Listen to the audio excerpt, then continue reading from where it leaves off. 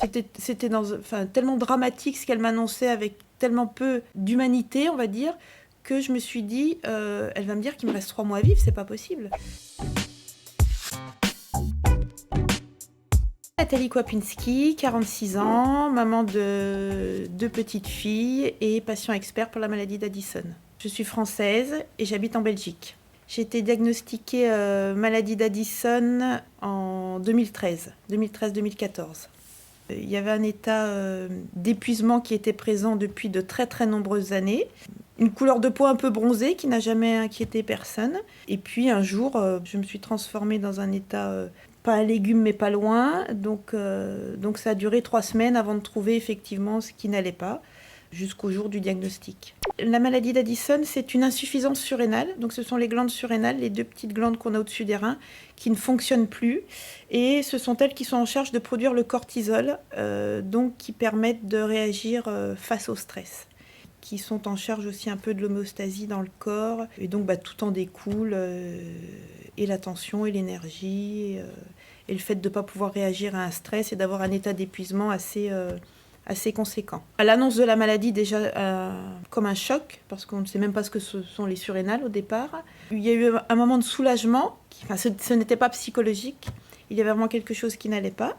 Une prise de conscience très rapide, ça sert à ça la maladie, c'est vraiment à faire des prises de conscience. Qu'est-ce qui donne sens en fait aujourd'hui, le peu d'énergie que j'ai, dans quoi je veux le mettre.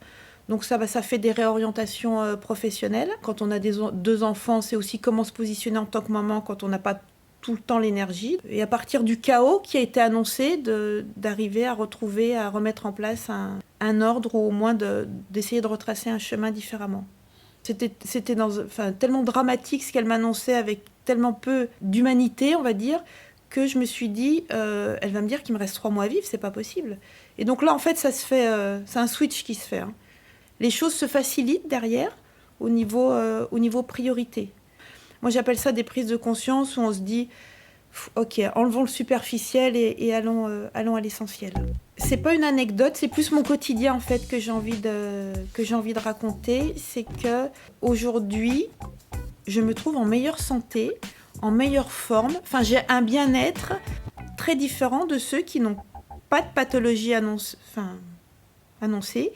mais qui ne sont pas forcément positifs ou de bonne humeur. Et dans mon environnement, professionnel ou personnel, je suis peut-être aujourd'hui celle qui est la plus positive, alors qu'au niveau santé, c'est pas... Sur le diagnostic, c'est pas le meilleur diagnostic pourtant. L'événement le plus négatif... Si l'événement négatif, c'est quand j'entends un médecin qui me dit « Arrêtez de croire que vous allez pouvoir guérir. Enlevez-vous ça de la tête. » Ça, c'est quelque chose qui va me révolter, d'accord ? Parce qu'il y a plusieurs façons de guérir, on va dire. Et quand on dit à un patient qu'il est... pas qu'il est condamné, mais qu'il ne pourra pas faire évoluer la situation, ça meurt de moi. C'est pour ça que ce terme patient ne me correspond presque plus, j'ai envie de dire. Pour moi, derrière le mot patient, il y a le mot inertie, et il y a le mot attente, et il y a le mot... il y a l'idée de subir quelque chose. C'est-à-dire qu'aujourd'hui, j'ai réussi à trouver mon projet de vie personnel, professionnel, que j'arrive à regrouper en fait.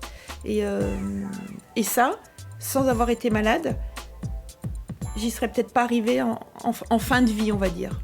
Donc c'est comme si j'avais gagné une 20aine d'années d'expérience de vie ou en maturité très rapidement.